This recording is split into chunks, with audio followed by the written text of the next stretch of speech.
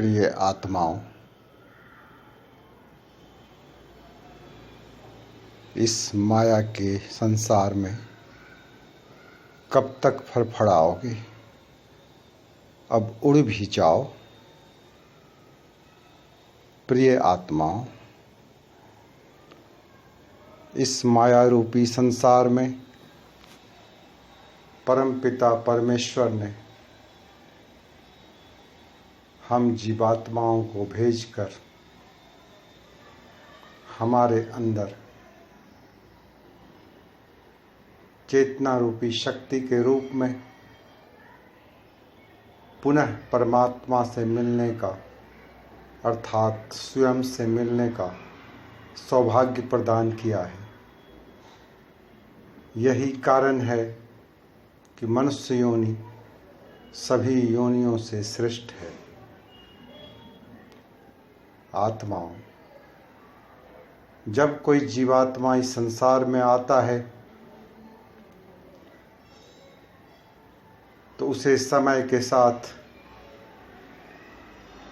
पालन पोषण हेतु, अपने परिवार के पालने हेतु, स्वयं और परिवार की जरूरत के अनुसार माया रूपी समुद्र में गोते लगाने पड़ते हैं। उसे अपने पारिवारिक व्यवस्था को चलाने के लिए धनार्जन करना पड़ता है। माया रूपी समुद्र में या माया रूपी आसमान में जीवात्मा के लिए यही पंख का फड़फड़ाना है। पंख फड़फड़ाना तो अनिवार्य है। जब मनुष्य योनि में जीवात्मा के रूप में तुम्हारा जन्म हुआ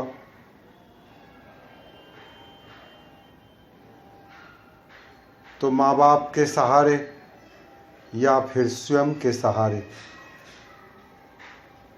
पंख तो फड़फड़ाने ही पड़ेंगे।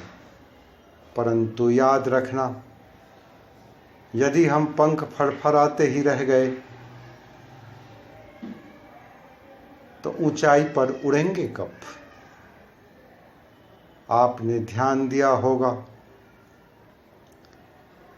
पक्षी सिर्फ उड़ने के लिए, आसमान में पहुंचने के लिए अपने पंख फड़फड़ाता है, और जब एक बार किसी ऊंचाई पर पहुंच गया तो उसे पंख फड़फड़ाने की आवश्यकता नहीं पड़ती। वह वायुमंडल में हवा के सहारे बिना पंख फड़फड़ाए उड़ता है। उसे कोई परेशानी नहीं होती। हवा के बहाव के साथ वह बड़ी आसानी से आसमान में उड़ता है। आत्माओं, जीवात्मा के साथ भी यही स्थिति है। पंख फड़फड़ाना अर्थात जीवन के शुरुआती वर्ष में अपने लिए, स्वयं के लिए, अपने परिवार के लिए घर, मकान, शिक्षा या परिवार का भरण पोषण के लिए धन कमाने पड़ते हैं। कमाना भी चाहिए। यही तो जीवात्मा का पंख फड़फड़ाना है। लेकिन याद रखना, पंख फड़फड़ाने की एक सीमा होनी चाहिए। हमारी चेतना की दृष्टि, हमारी आत्मदृष्टि आसमान में उड़ने की अर्थात परमात्मा के शरण में जाने की होनी चाहिए। क्योंकि एक बार हम ऊंचाई पर पहुंच गए, परमात्मा के करीब पहुंच गए, उसके सानिध्य में आ गए, तो फिर हमें पंख फड़फड़ाने की थकावट से, प्रयत्न से मुक्ति मिल जाती है। परमात्मा उस हवा रूपी बहाव के समान है जहाँ जीवात्मा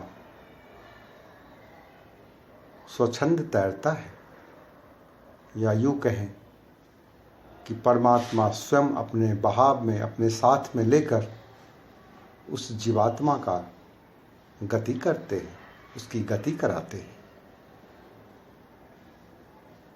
आत्माओं, उम्र के 40 साल, 45 साल, अधिकतम 50 साल तक भी पंख फरफराया तो आपकी मजबूरी हो सकती है, परंतु 50 क्या, 55 क्या, 60 के बाद भी यदि आप पंख फरफरा रहे हैं, माया को एकत्रित करने में ही लगे हुए हैं, तो निश्चित तौर पर एक दिन आप थक जाएंगे, हासिल कुछ नहीं होगा, पुनः इस पृथ्वी पर गिर पड़ेंगे और फलस्वरूप सिर्फ असफलता, चिंता, थकान, रोग के अलावा आपके पास कुछ भी ना बचेगा। आप उस परम चैतन्य से, उस शाश्वत सत्य से, उस परम पिता परमात्मा से कोसों दूर रहेंगे। आत्माओं, मेरा प्रयास सिर्फ आपके अंदर परमात्मा के प्रति भक्ति भाव लाने का है, परमात्मा से मिलने के लिए, परमात्मा के करीब जाने के लिए एक प्यास जगाना है। शब्द तो ब्रह्मनाद होते हैं, असंख्य शब्द हैं, परंतु मेरा अभिप्राय सिर्फ आपकी सोई हुई चेतना को जागृत करना है। और मुझे पूर्ण उम्मीद है कि मेरे जिज्ञासु और ज्ञानवान श्रोता मेरे भावार्थ को समझ सकने में समर्थ होंगे। आत्माओं, परमात्मा आपको आपके प्रयास में पूर्ण सफलता प्रदान करे, आपको स्वस्थ और सुखी रखे, समृद्ध रखे, ताकि आप पंख फरफराना छोड़ आसमान में उड़ सकें, परमात्मा में मिल सकें, अपने आत्मस्वरूप को जान सकें और जीवन के समस्त पीड़ाओं से मुक्त हो सकें। परमात्मा आप सभी को सद्बुद्धि दे। इन्हीं शुभकामनाओं के साथ